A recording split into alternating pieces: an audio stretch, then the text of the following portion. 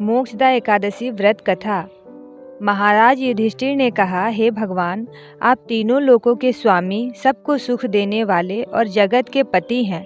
मैं आपको नमस्कार करता हूँ। हे देव, आप सबके हितैषी हैं, अतः मेरे संशय को दूर कर मुझे बताइए कि मार्गशीर्ष एकादशी का क्या नाम है। उस दिन कौन से देवता का पूजन किया जाता है और उसकी क्या विधि है, कृपया मुझे बताइए। भक्त वत्सल भगवान श्री कृष्ण कहने लगे कि धर्मराज, तुमने बड़ा ही उत्तम प्रश्न किया है।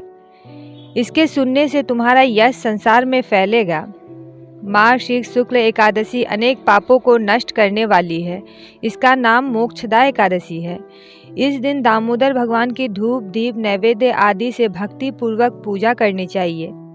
अब इस विषय में मैं एक पुराणों की कथा कहता हूँ। गोकुल नाम के नगर में वैखानस नामक राजा राज्य करता था।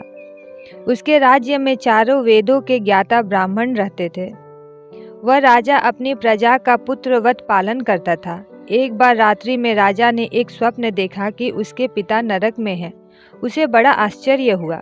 प्रातः वह विद्वान ब्राह्मणों के पास गया और अपना स्वप्न सुनाया। कहा, मैंने अपने पिता को नरक में कष्ट उठाते देखा है। उन्होंने मुझसे कहा कि हे पुत्र, मैं नरक में पड़ा हूँ, यहाँ से तुम मुझे मुक्त कराओ। जब से मैंने ये वचन सुने हैं तब से मैं बहुत बेचैन हूँ। चित्त में बड़ी अशांति हो रही है। मुझे इस राज्य, धन, पुत्र, स्त्री, हाथी, घोड़े आदि में कुछ भी सुख प्रतीत नहीं होता। क्या करूँ? राजा ने कहा, हे ब्राह्मण देवताओं, इस दुख के कारण मेरा सारा शरीर जल रहा है। अब आप कृपा करके कोई तप, दान, व्रत आदि ऐसा उपाय बताइए जिससे मेरे पिता को मुक्ति मिल जाए। उस पुत्र का जीवन व्यर्थ है जो अपने माता पिता का उद्धार न कर सके।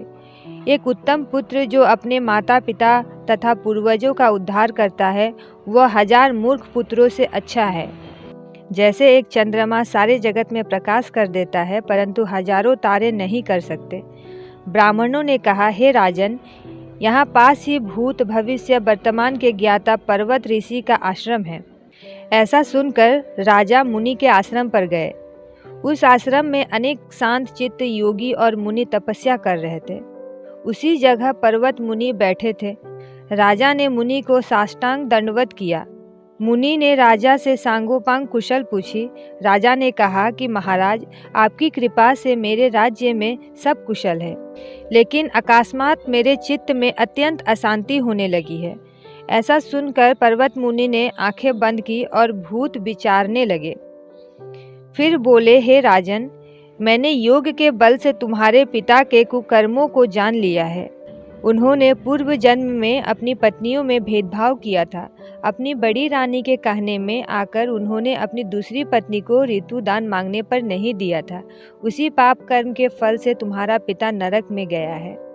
तब राजा ने कहा, इसका कोई उपाय बताइए।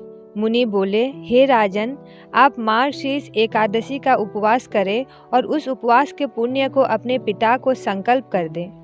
इसके प्रभाव से आपके पिता की अवश्य नरक से मुक्ति होगी। मुनि के ये वचन सुनकर राजा महल में आया और मुनि के कहने पर कुटुंब सहित मोक्षदा एकादशी का व्रत किया। इसके उपवास का पुण्य उसने पिता को अर्पण कर दिए। इसके प्रभाव से उसके पिता को मुक्ति मिल गई और स्वर्ग में जाते हुए वे पुत्र से कहने लगे, हे पुत्र, तेरा कल्याण हो। ये कहकर स्वर्ग चले गए। मार्गशीर्ष मास की शुक्ल पक्ष की मोक्षदा एकादशी का जो व्रत करते हैं, उनके समस्त पाप नष्ट हो जाते हैं।